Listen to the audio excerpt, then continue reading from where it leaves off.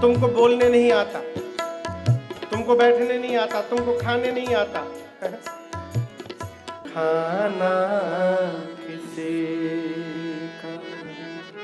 बाबा से माँ ने अनेक प्रकार पूछा, प्रभु आपने कौन सा प्रण किया? बाबा बताए नहीं। कैलाश गए भगवान शंकर और कैलाश जाकर बाबा समाधि में चले गए। कहाँ चले गए? समाधिस्थ हो गए। शंकर सहज स्वरूप सम्हारा, लागी समाधि अखंड अपारा। आपको पता है कितने दिन समाधि में रहे शंकर भगवान? 87,000 वर्ष। कितने दिन? 87,000। 87,000 ईयर्स भगवान शंकर समाधि में रहे। 87,000 वर्ष बाद बाबा जब समाधि से बाहर आए, राम नाम का स्मरण किया। सती मैया जान गई बाबा जग गए। जाकर दौड़कर मैया ने प्रणाम किया चरण में।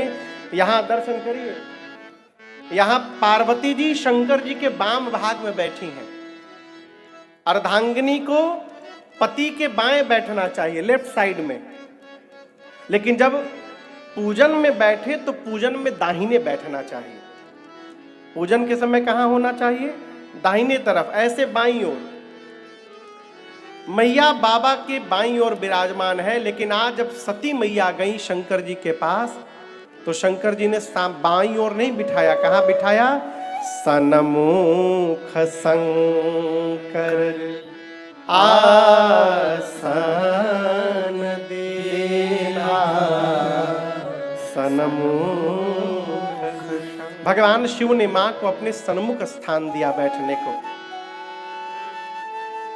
बाबा सोचे 87,000 वर्ष से अकेली हैं, मन में दुख होगा और जीवन की दुख को समाप्त करने का एक ही उपाय है भगवान की कथा। शंकर जी लगे राम जी की कथा गाने। कथा प्रारंभ हुई और ठीक उसी समय सती मैया के पिताजी का नाम है दक्ष प्रजापति। क्या नाम है?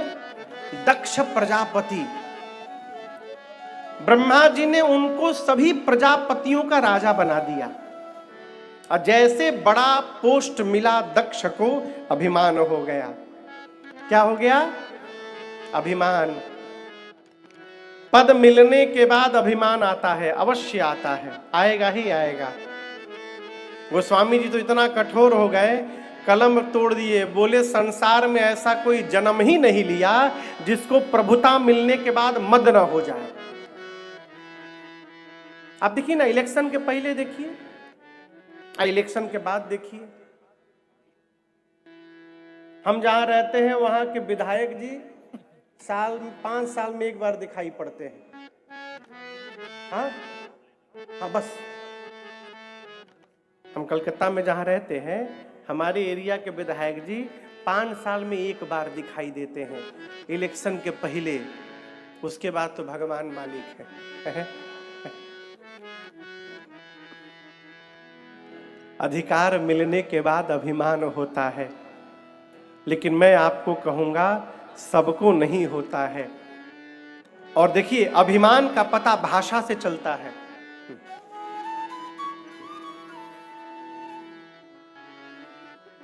अब बुझाया? मैं इनको 2 दिन से बोल रहा हूं, टोपी पहन के बैठिए कथा में, टोपी पहन के। आप लोग को कब बुझाएगा? टोपी है? हाँ, कब पहनिएगा? रात को लगा के सोइएगा। टोपी है? कहाँ है? घर में, अटैची में। कान ढको, कान ठंड है, मार दी ठंडा हो जी बकंडा।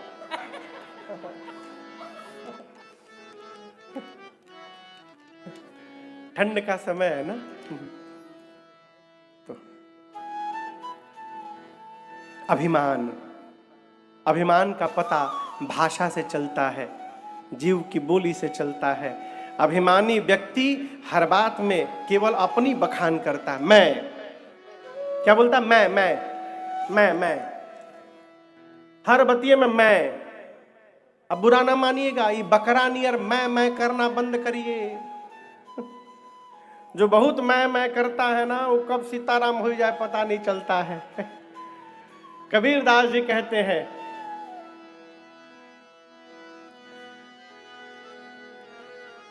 मैना ने मैना कहा। मैना पक्षी पंजाब में होती है मैना, पंजाब में कोई बोल ही नहीं रहा है। अच्छा होती है, हाँ। आप लोग ऐसे हाँ बोल रहे हैं जैसे बुंदेलखंड में बोलते हैं नैया। अब वो है बोल रहे कि नहीं बोल रहे। पिताजी घर में है तो सीधे बोलो नहीं है, तो बोलेंगे है नैया। अब आप सोचो है कि नहीं है। तो मैना पक्षी पंजाब में होती है? नहीं है? हाँ जी है। अच्छा है, हाँ हाँ। उसका नाम क्या है? मैना। मैना ने मैना कहा। वो कहती है मैना मैना, तो मोल भयो 10-20। अब बकरे ने मैं कहा, कबीर कटायो सिर। मैं से बचिए। ये मैं अभिमान का दर्शन कराता है। और आपको बताऊं, अभिमान कब होता है? जब हम ये मान लेते हैं कि मैंने किया है, ये अभिमान को जन्म देता है। यदि अभिमान से बचना चाहते हैं तो ये ना कहिए कि मैंने किया है। जीवन में कुछ भी प्राप्त हो जाए तो केवल एक बात कहिए कि सब भगवान की कृपा से हो रहा है, ये ठाकुर जी की कृपा से हुआ है। अब शंकर जी ने उनको प्रणाम नहीं किया। बाबा को पता नहीं चला ससुर जी आ गए हैं। शंकर भगवान माला लेके हाथ में आंख बंद करके राम राम राम राम जप रहे थे, उसी में दक्ष पहुंच गए। अब सभी ने खड़े होकर प्रणाम कर लिया, अब बाबा खड़े नहीं हुए। अजीब ऐसा कि 100 में से 99 लोग यदि प्रणाम कर लिए तो उसको 99 नहीं दिखाई पड़ते, उसको एक आदमी दिखाई पड़ता। अच्छा खड़े नहीं हुए, मैं आया तो। उसी दिन से शत्रु मान लिया अपना। जैसे बड़ा अधिकार मिला भगवान शिव को अपमानित करने के लिए दक्ष ने यज्ञ की रचना की, सभी देवताओं को बुलाया, छोड़ शंकर भगवान को। ब्रह्मा विष्णु को भी नहीं बुलवाया। देवता विमान में बैठ के जाने लगे, लेकिन देवता अद्भुत साहब, देवताओं को पता चल गया है कि इनविटेशन शंकर जी को नहीं मिला है, तो सभी देवता कैलाश के ही ऊपर से जाने लगे। अरे बाईपास से चले जाते थोड़ा, कैलाश के ऊपर क्यों जाना? इसलिए कि शंकर जी को पता चले कि उनको नहीं बुलाया गया। सती मैया ने पूछा, प्रभु ये देवता कहाँ जा रहे हैं? बाबा ने सब बताया। माँ बोली, प्रभु पिताजी के घर उत्सव है, यदि आप आज्ञा देते तो मैं भी हो आती। शंकर जी बोले, बात तो सही है भवानी, लेकिन आपको हम लोगों को बुलाया नहीं गया है। यद्यपि जीवन में 4 स्थान से निमंत्रण नहीं ढूंढना चाहिए। यदि मित्र के घर कोई कार्यक्रम हो तो वहां से कार्ड नहीं ढूंढना चाहिए, वहां बिना बुलाए जाना चाहिए। पिता के घर में कोई उत्सव हो, सदगुरु के घर में कोई उत्सव हो, और अपने स्वामी के घर में कोई उत्सव हो, तो इन 4 स्थान पर बिना बुलाए जाना चाहिए। माँ बोली, तो मैं जाऊं प्रभु? लेकिन शंकर जी बोले, आगे का सुन लीजिए। यदि अपमानित करने के लिए जानबूझकर नहीं बुलाया गया है,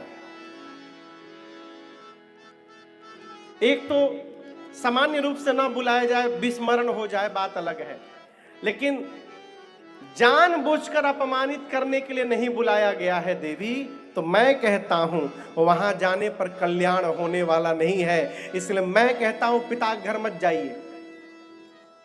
सती मैया कहां मानती थी?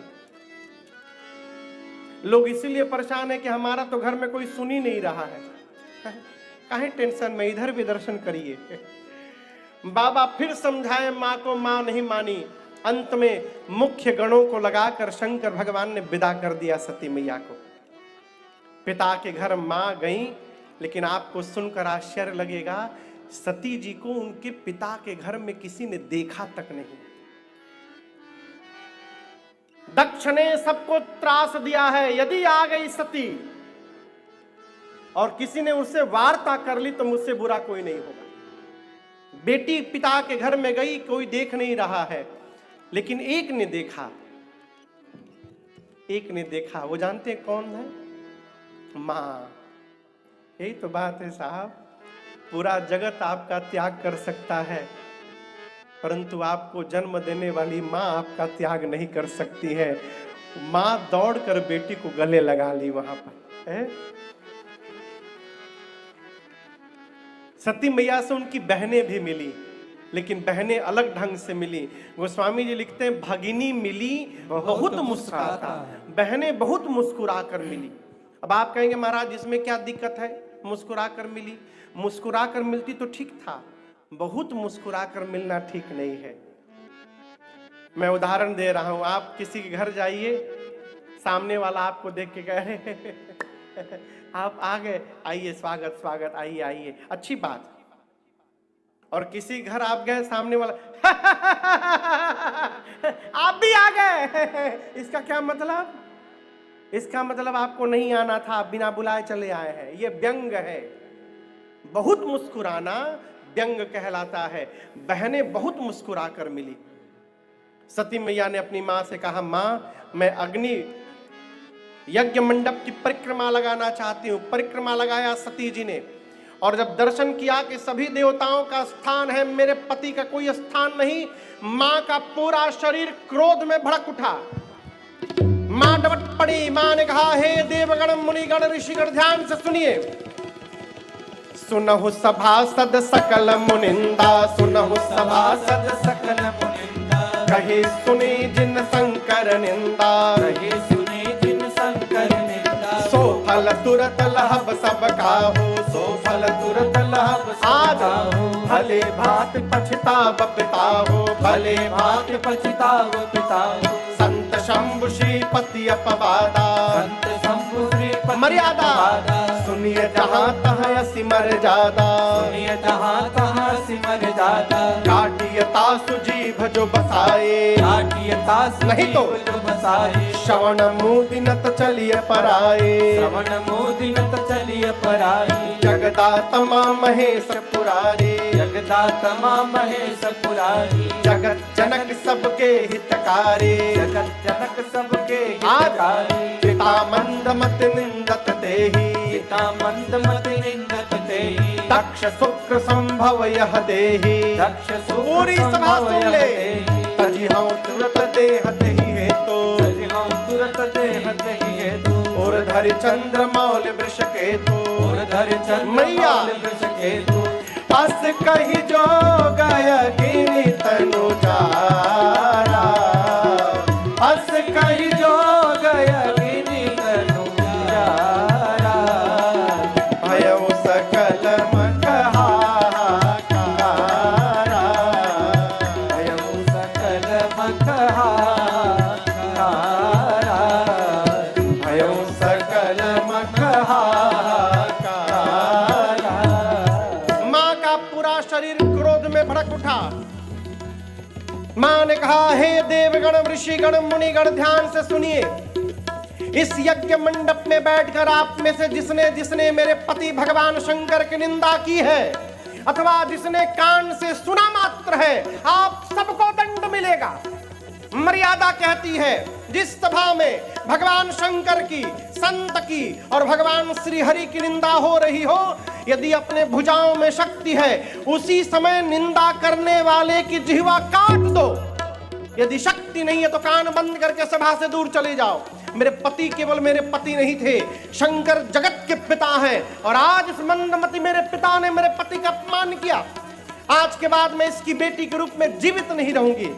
इतना कह के सती मैया ने दाहिने पांव के अंगूठे से यज्ञाग्नि को प्रज्वलित कराया, और मां ने अपने आप को उसी समय जला करके भस्म कर दिया। पूरी सभा में हाहाकार मच गया। मां का शरीर दहकने लगा हो अग्नि में। नारद जी जाकर भगवान शंकर को बता दिए। बाबा को आया आवेश, अपनी जटा से केश निकालकर धरती पर बाबा पट गए। वीरभद्र प्रकट हुए। भगवान शिव ने उनको कुपित करके भेजा है। वीरभद्र आए, सबसे पहले यज्ञ के आचार्य की दाढ़ी नोची, किसी का आंख फोड़ा। एक देवता थे जिनका नाम था पूषा। क्या नाम था? पूषा। शंकर भगवान की निंदा के समय खिलखिला के हंस रहे थे। उनके मुखमंडल पर ऐसी मुष्टिका का प्रहार किया, उनके 32 निकल गए। बोले अब हंस के दिखाओ। किसी का पांव तोड़ा, किसी का पीठ तोड़ा। दक्ष के सर को पकड़ा वीरभद्र ने, घुमाया, धड़ से सिर को उखाड़ कर ले जाकर अग्नि कुंड में जला करके भस्म कर दिया। हाहाकार मच गया। यज्ञ को रुद्र गणों ने विध्वंस कर डाला। ये कथा कहती है, किसी को अपमानित करने के लिए यदि आप सत्कर्म करेंगे तो आपका सत्कर्म पूरा होने वाला नहीं है। सती मैया मरने से ठीक पहले राम जी से वरदान मांगती है। सती मरत हरिसन पर मांगा, सती मरत हरिसन पर मांगा, जन्म जन्म शिव पद अनुरागा, जन्म जन्म शिव पद अनुरागा, तेहि कारण हिमगिरि गृह जाई, तेहि कारण हिमगिरि गृह जाई, जनमी पार्वती धन पाई, जनमी पार्वती धन पाई, जनमी पार्वती धन पाई, जनमी पार्वती धन पाई। पार्वती मैया ने मरने से ठीक पहले राम जी से वरदान मांगा, प्रभु शरीर छोड़ने जा रही हूं, एक आशीर्वाद दीजिए, अगले जन्म में भी मैं बाबा के ही चरणों की दासी बनूं, इसके अलावा कुछ नहीं चाहिए। राम जी ने वाला कहा तथास्तु, और इसी वरदान के कारण सती मैया का अगला जन्म हिमालय के घर में पार्वती मैया के रूप में हुआ है। आइए एक बार भाव और श्रद्धा के साथ बोलिए पार्वती मैया की जय।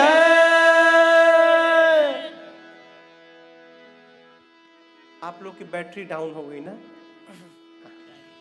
कथा सुनने में बहुत मेहनत लगता है, बोलने में नहीं लगता। जोर से बोलिए थोड़ा, बोलिए पार्वती मैया की जय। ये हुई ना बात।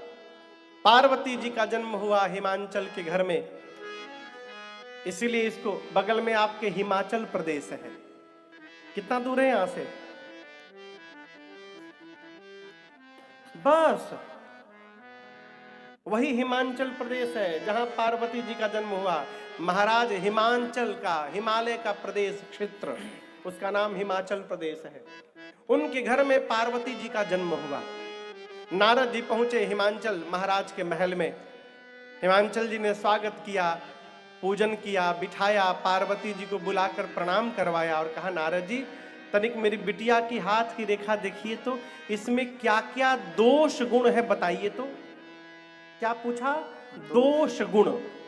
नारद जी पार्वती जी का हाथ लिए, बोले महाराज आपकी बेटी तो समस्त सद्गुणों की खान है, इनका नाम उमा अंबिका भवानी होगा। आपकी बेटी का सौभाग्य अखंड रहेगा महाराज, आपकी बेटी की सदैव पूजा की जाएगी महाराज।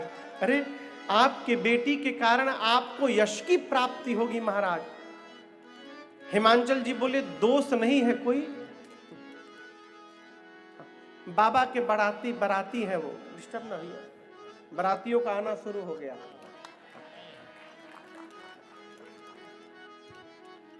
देखा पार्वती जी का जन्म लेते बाबा के बाराती पहुंच गया, विवाह की कथा आ गई। हिमांचल जी बोले दोष नहीं है कोई।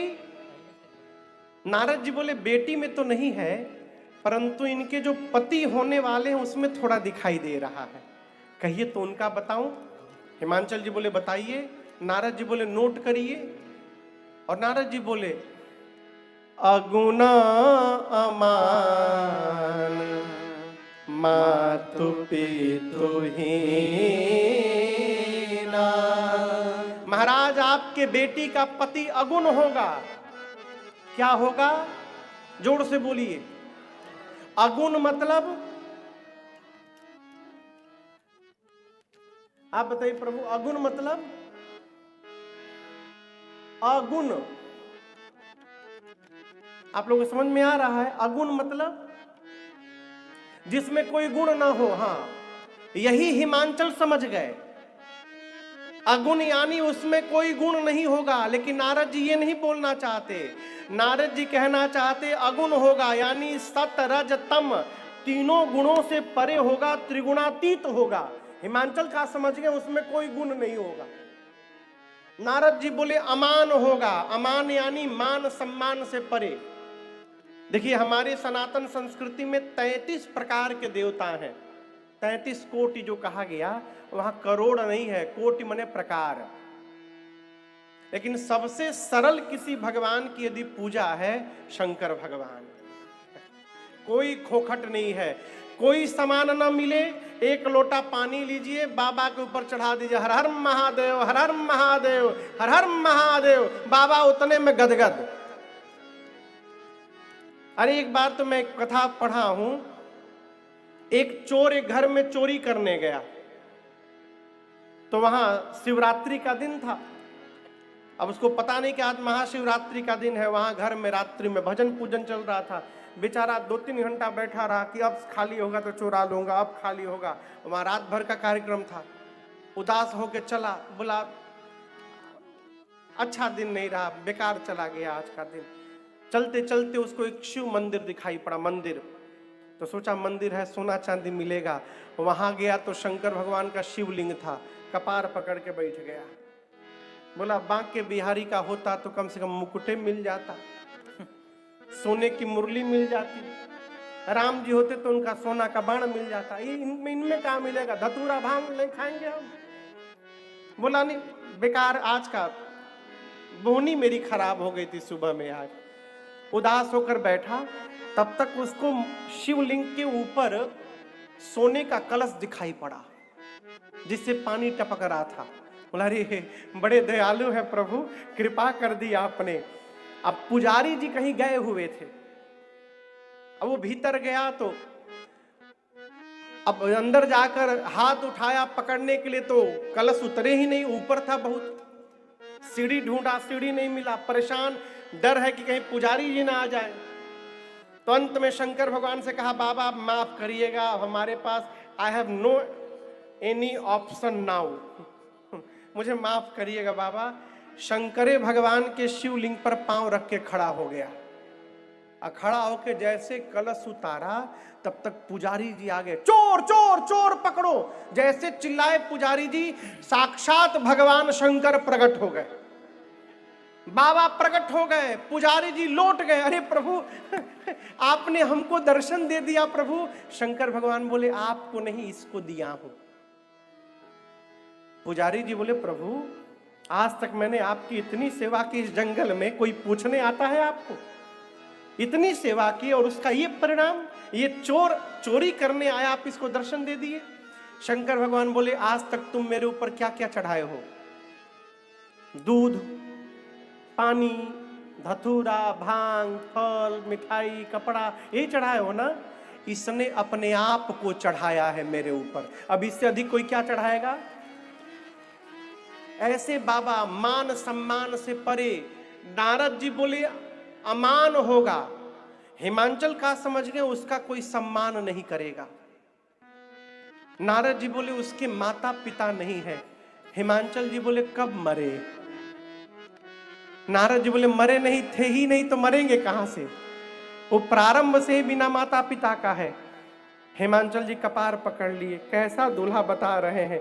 नारद जी बोले असली अभी नहीं बताया हूं, उसको छिपा के रखा हूं, बताऊं? हिमांचल जी बोले बचा है कुछ? बोले अब सुनिए, आपके बेटी का पति कैसा होगा? जोगी जटिल काम मन नागन अमंगल वे, अस स्वामी यही कहानी परे हंस से। आपके बेटी का पति जोगी होगा। आपके बेटी का पति कैसा होगा? जोगी। जोगी।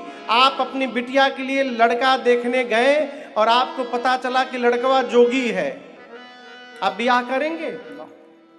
मैं पूछ रहा हूं, पंजाब के लोग विवाह करेंगे, पता चल जाए कि दूल्हा जोगी है, सारंगी बजाओ घूमत है बाजार में। बोले आपके बेटी का पति जोगी होगा, उसकी विशाल जटाएं होंगी। हिमांचल कपार पकड़ लिए, मतलब अब बर्दाश्त नहीं हो रहा हमसे नारद जी। नारद जी बोले असली अब भी नहीं बताया हूं। हिमांचल जी बोले अब क्या बचा है? नारद जी बोले महाराज आपके बेटी का पति कुछ पहनता नहीं है, नंगा रहता है, नंगा, नगन अमंगल वेश, अमंगल वेश बनाकर घूमता है। हिमांचल जी बोले क्या बोल रहे हैं? नारद जी बोले मैं नहीं बोल रहा हूं, मुझे ब्लेम न करिए, आपकी बेटी की हाथ की रेखाएं बता रही हैं। अस स्वामी यही कहां मिली परिहस से। आपकी बेटी की हाथ की रेखा बता रही है, इनको ऐसा ही पति मिलेगा। इधर हिमांचल मैना रोने लगे, इधर पार्वती जी रोने लगी। हिमांचल मैना इसलिए रो रहे हैं, इतनी सुंदर बिटिया के लिए ब्रह्मा जी ने कैसा दूल्हा लिख दिया।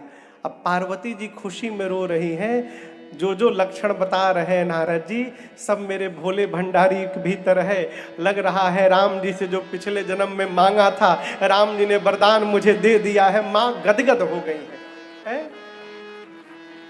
हिमांचल जी 10 मिनट रोने के बाद नारद जी को बोले बगल वाले रूम में चलिए। नारद जी को लेके बगल वाले रूम में गए, आंसू पोंछ कर बोले Narad ji do you have any option? कोई उपाय है? नारद जी बोले कैसा उपाय? बोले दूल्हा बदल दीजिए, दूल्हा चेंज कर दीजिए। आप जो पूजा बोलिएगा हम पूजा करा देंगे, सीताराम जितना बोलिएगा हम देने को तैयार हैं, आप केवल दूल्हा चेंज करवा दीजिए। नारद जी बोले क्या बोल रहे हैं?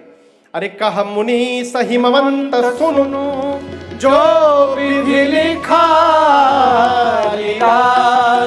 देव तनुज नर नाग मुनि को न में करिहा। ब्रह्मा जी ने आपकी बिटिया की ललाट पर जो रेखाएं खींच दी हैं, उसको कोई मिटा नहीं पाएगा।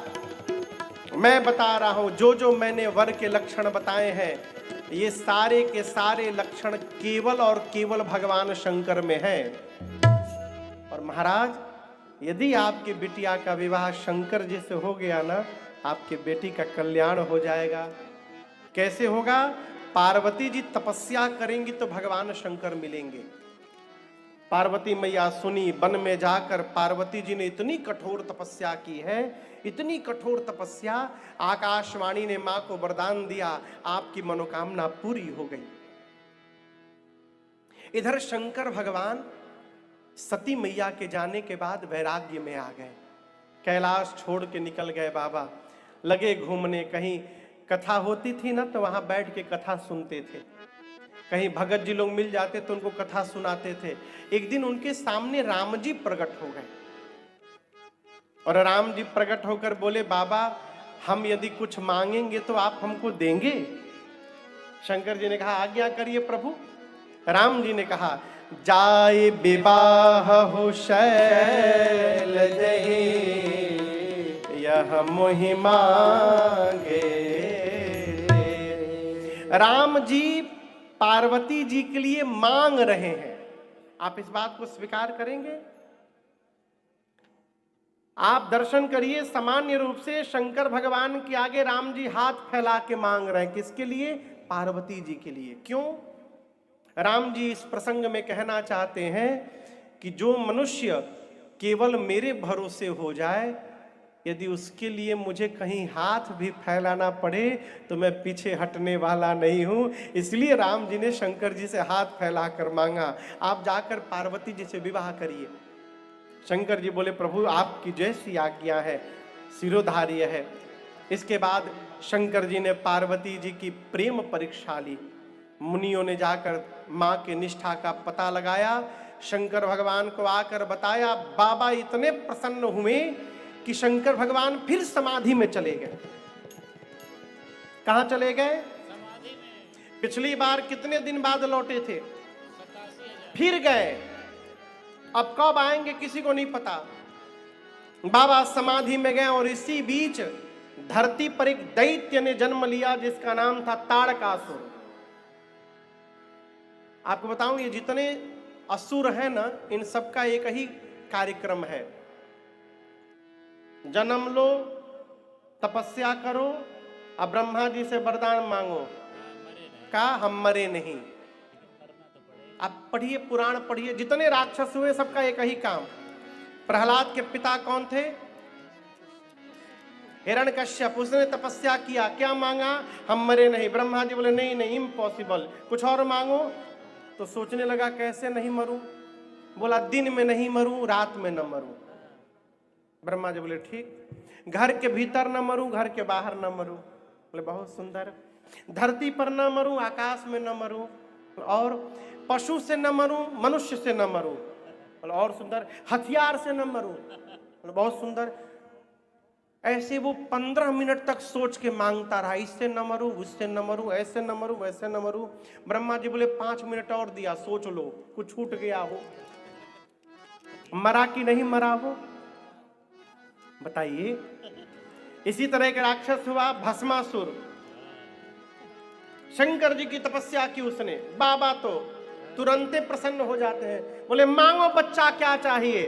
भस्मासुर बोला जिसके सिर पर हाथ रखूं वो भस्म हो जाए। ब्रह्मा जी, शंकर जी बोले तथास्तु, ऐसा ही होगा। वो शंकर जी के सिर पर हाथ रखने के लिए दौड़ा दिया। बाबा बोले यहां क्यों आ रहे हो? बोला ट्राई कर रहा हूं, आप जो दिए काम कर रहा है कि नहीं कर रहा है।